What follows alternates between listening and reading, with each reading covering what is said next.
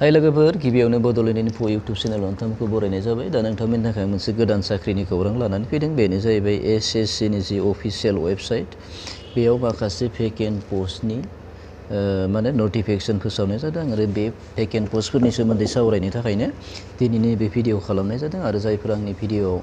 गोदान बिथांमोना आंनि चेनेलखौ साबस्क्राइब खालामनानै ला आरो गुबुन गुबुन लोगोफोरनोबो शेयार खालामनायनि जाहाथे बेफोरबायदि गोदान गोदान साख्रिनि खौरांखौ मोननो हायो। फै जोंबा भिडिअखौ जागायनो जोंनिया बेयाव एसएससि नि जि अफिशियेल वेबसाइट बेयाव कम्बाइन हायार सेकेन्डारि लेभेलनि माखासे भेकेन्ट पस्टफोर ओंखारदो बे पस्टफोरनि मुङा जाहैबाय नैयाव दङ लवार डिभिजन क्लार्क एबा जुनियर सेक्रेटारियेट एसिस्टेन्ट होननानै बुङो ओमफ्राय मोनसेया दङ पस्टेल एसिस्टेन्ट आरो थामथियाव दङ डाटा एन्ट्रि अपारेटर बे ब्रैथियाव दङ डाटा एन्ट्रि अपारेटरानो ग्रेड ए नि दा बेखिनियानो भेकेन्ट पस्टफोरा आरो बेयाव बि भेकेन्ट पस्टनि जि अनलाइन एप्लिकेसन बे अनलाइन एप्लिकेसननि डेटआ जोंनिया 1 फेब्रुवारि 2022 निफ्राय जागायनानै मार्चनि 7 खालारसिम सोलिगोन थारमाने मास मोनसे सोलिगोन जोंनिया बे भेकेन्ट पस्टनि जि एप्लाइ खालामनो हानाय जि सान बेयो मास मोनसे जागोन होननानै बुंदो दा बेयो नायलांनि पस्टफोरनि मुंखौथ' बुंखाबाय आंनियाव दङ lower division clerk postal assistant data entry operator बे data entry operator grade A नि दङ दा बेयाव बे पस्टफोरनि थाखाय मा मा एजुकेसनेल क्वालिफिकेसन नांगोन बेनि सोमोन्दै सावरायनि बेयाव एजनि बाथ्रा दङ एजआ जानांगोन 18 निफ्राय 27 इयार्सनि गेजेराव जाथारनांगोन होननानै बुंदों आरो नाथाय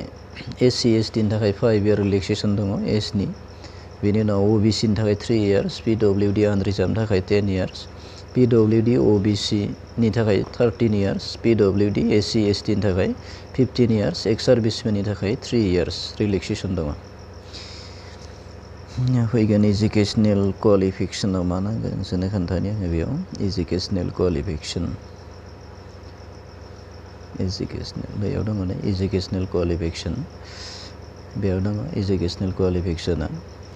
एलडिए जेएसए पिए एसए डिइअ नि थाखाय माने 12 standard or equivalent examination from a recognised board of university होननानै बुंदों हायार सेकेन्डारि कमप्लिट खालामथारनाय जानांगोन होननानै बुंदों लोगोसे डाटा एन्ट्रि अपारेटरनि थाखाय हायार सेकेन्डारि कमप्लिट खालामनाय जानांगोन आरो लोगोसे साइन्स स्ट्रिमनिफ्राय फैनाय जानांगोन स्टुडेन्टआ अब्लासो बेनि थाखाय माने एप्लाइ खालामनो हागोन होननानै बुंदों बे पस्टआव डाटा एन्ट्रि अपारेटर ना बेनि उनाव फैगोन एग्जामिनेसन फिस 100 रुपिस मानो होनांगोन एग्जामिनेसन फिस होनांगोन नाथाय एससि एसटि पिडब्लिउडि इडब्लिउएस पिडब्लिउडि इएसएम बेफोरबायदि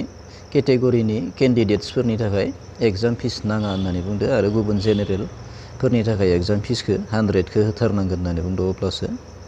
एप्लाइ खालामनो हागोन होननानै बुंदो दानिया फैगोन एग्जामिनेसन सेन्टारखौ नायगोन जोङो एग्जामिनेसन सेन्टार आं नर्थ इस्टनि खोन्थानो नागिरदों जोङो नर्थ इस्टार्न रिजियन नैयाव दङ नै नर्थ इस्टार्न रिजियनाव बबे बबे जायगायाव एग्जाम सेन्टारफोरा दङ इटानगर डिब्रुगड़ गुवाहाटी जरहाट सिलचर उख्रुल शिलं आइजल डिमापुर कहिमा आरो इटानगर बेयाव दङ स्टेटफोरा जाहैबाय अरुणाचल प्रदेश आसाम मणिपुर मेघालया मिजोराम नागालेण्ड एन्ड त्रिपुरा बे स्टेटफोरा बेखिनियानो जागोन नर्थ इस्टआव दा एग्जामिनेसना जागोन जोंनिया एग्जामिनेसन स्किम अफ एग्जामिनेसन होननानै बुंदो खैथा जागोन एग्जामा नैयाव दंखायो जोंनिया स्किम अफ एग्जामिनेसना दङ जोंनिया एग्जामा मोनथाम जागोन होनना बुंदो टायार 1 टायार 2 आरो टायार 3 बेफोरबायदि मोनथाम माने फेसाव एग्जामा जागोन फार्स्ट टायार 1आ जागोन कम्बाइन कम्पिउटार बेस्ड एग्जामिनेसन बेनि उनाव डिसक्रिप्टिभ जागोन पेपार 2आ बेनि उनाव skill test typing test paper 3 अर्थात टायार 3 बुंदो बे टायार 3 नि एग्जाम जागोन एग्जामा 200 मार्क्सनि जागोन टायार 1 नि थाखाय नाथाय मोनसेयाव 2 मार्क्स थागोन आरो माने टाइमा 60 मिनिट्स जागोन होनना बुंदो 1 घन्टा जागोन होनना बुंदो आरो लोगोसे बेयाव होबावदो आरोबाव टायार 1 नि जि एग्जाम बेयो अबजेक्टिभ टाइप जागोन माल्टिपल चइस कुइसन थागोन बेयाव 100टा होननानै बुंदो लोगोसे टायार 2 टायार 3